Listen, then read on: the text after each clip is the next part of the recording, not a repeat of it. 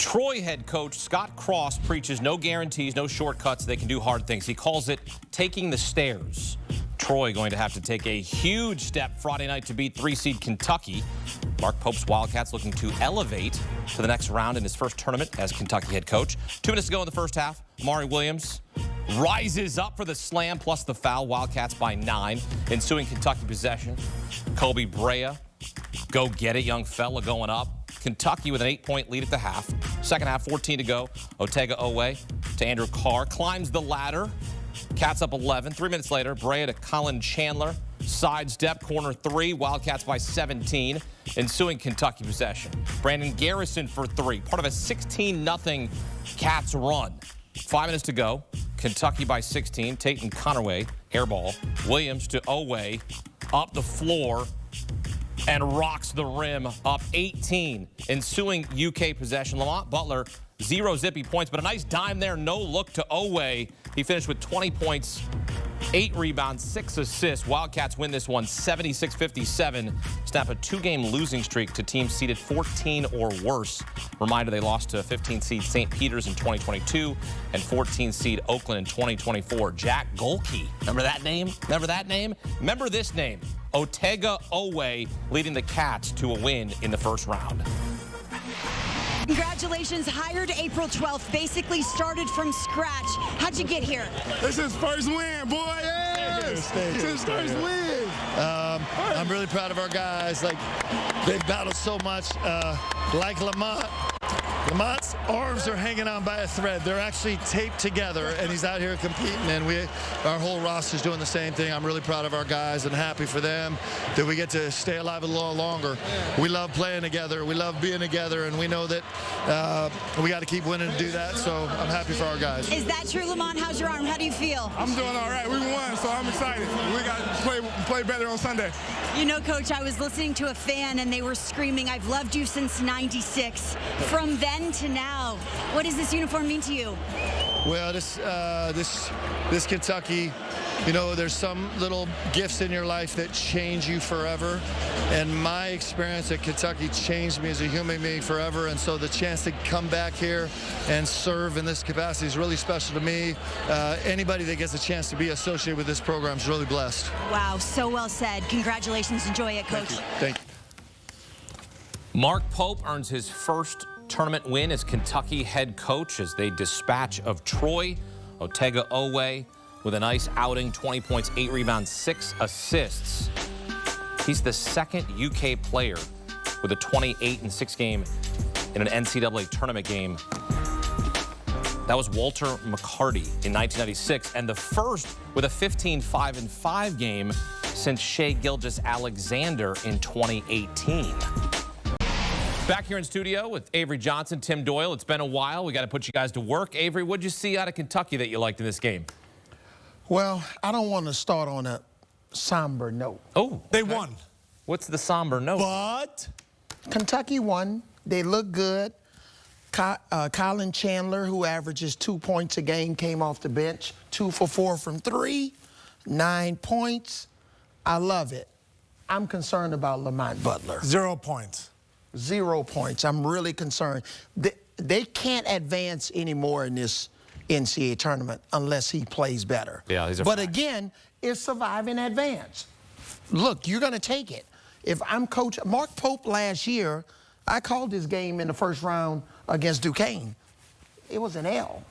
And he ended up getting the Kentucky job. So congratulations to Kentucky. But if you want to have a chance, some people have Kentucky in their Final Fours brackets. Okay, I'm not going to say what your nickname is today, but You have a nickname today already? Yeah, they got a nickname, but that's okay. Oh, wow. Lamont Butler, to all of the UK fans, he has to play better. What are you telling him then? Like, what are you getting in front of Lamont Butler and saying, hey, look, son, young man, we need something from you here. You got to show me something here. I would show him his Final Four shot over and over again. We saw that in person. Which led him. We were standing on the court when to it the happened. finals. You got to be those big, as Tim would say, big boy buckets. He got 0. Yeah, but he's been banged up. He has not. He has. That's true. He has not been 100% healthy, and you figure out how to win this game pretty comfortably. Really wasn't a threat in the second half. Alway was fantastic. He did a little bit of everything. Brandon Garrison came off the bench. I thought he had a fantastic game. He affected the game in multiple ways. You see the names that Alway joins.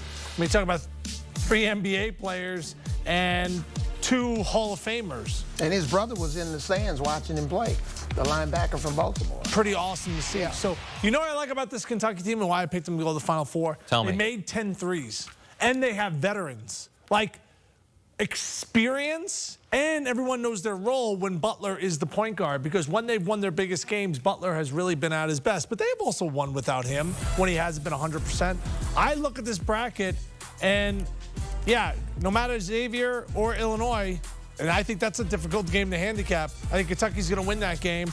I think UCLA is going to give Tennessee coach all they can handle. So depending on how the bracket breaks, but to your point, if Lamont Butler gives you 0 points and 3 assists, they're not going to the Final Four. Well, they beat Tennessee twice this season. So you're the only team to beat Tennessee twice in the SEC this season. And so you look at that, that's where their bracket sets up. But they'd have to deal with Houston later on to get to the Final Four. Yeah, I mean, and right now with, this guy's been around the block. When you have a point guard who's made big shots, has gone to a Final Four, yeah, that's a huge difference maker, especially in a climate now where teams are still trying to figure out their identity and figure out their connectivity. You hit the nail on the head. He's their whole key. And Kobe Bryant, he's played better tonight, but, the transfer from Dayton, the reason why Kentucky invested so much money in this backcourt experience, but it's 3-point shooting. Brea held up his end of the deal. We'll see what happens with Butler moving forward. Yeah, you can't lose to St. Peter's.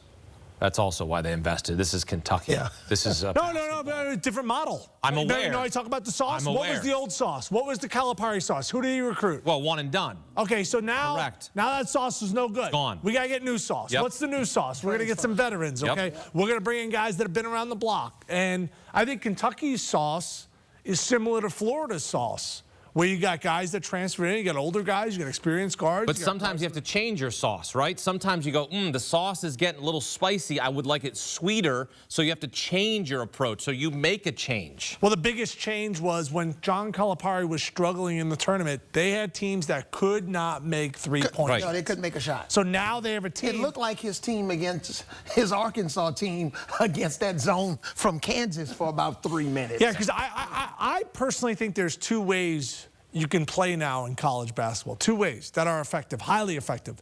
You can play the spread you out, Creighton, UC San Diego, Gonzaga style, or you can play like Houston and St. John's. Defense. And rebounding, Yeah. which I think is easier to teach because you only have these guys for maybe 8 months, 10 months, and you can just teach them to play really hard, rebound. But still, I think those are the 2 ways that you basically have to choose, like, what's your culture, what's your identity going to be? And Kentucky's playing, let's spread you out, let's shoot the 3, let's be fun to watch, and let's score a lot of points. Looking to get back to the Sweet 16 for the first time since 2019.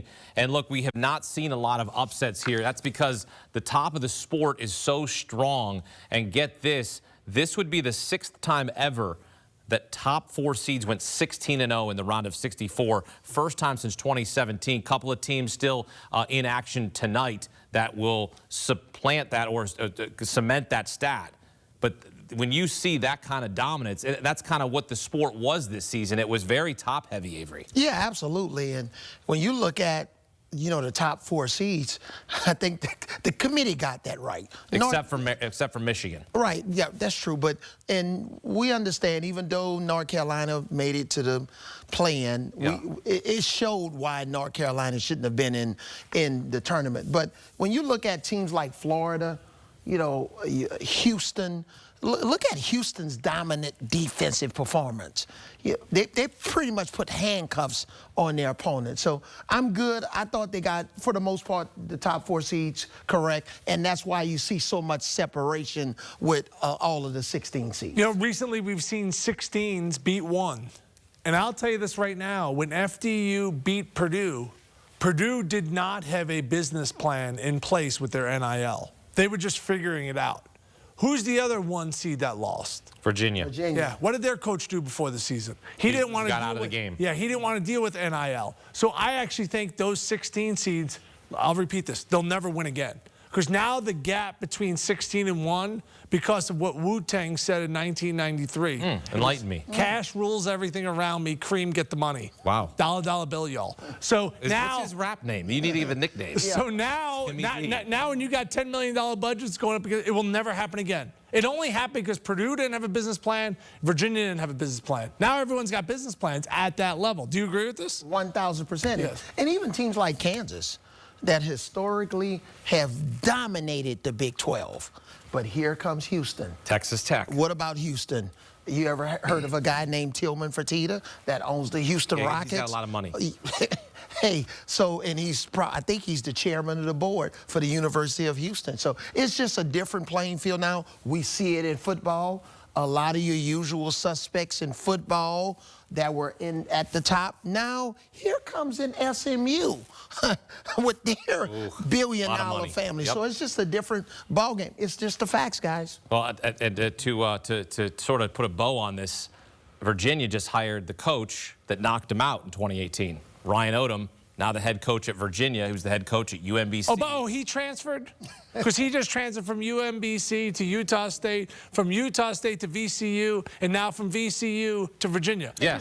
Just want to let you know, if coaches can transfer. He went from Richmond to Charlottesville. No, my point is. No, I know what you said. The guy's Darren DeVries, he transferred. Yes. So Correct. For all the people giving the players a hard time. West Virginia to Indiana, okay. So these coaches are transferring, so these players should be allowed to transfer. That's why Will Wade had the conversation with his players and said, hey, boys, after this tournament, I'm out. I'm going to North Carolina State. What's your plans?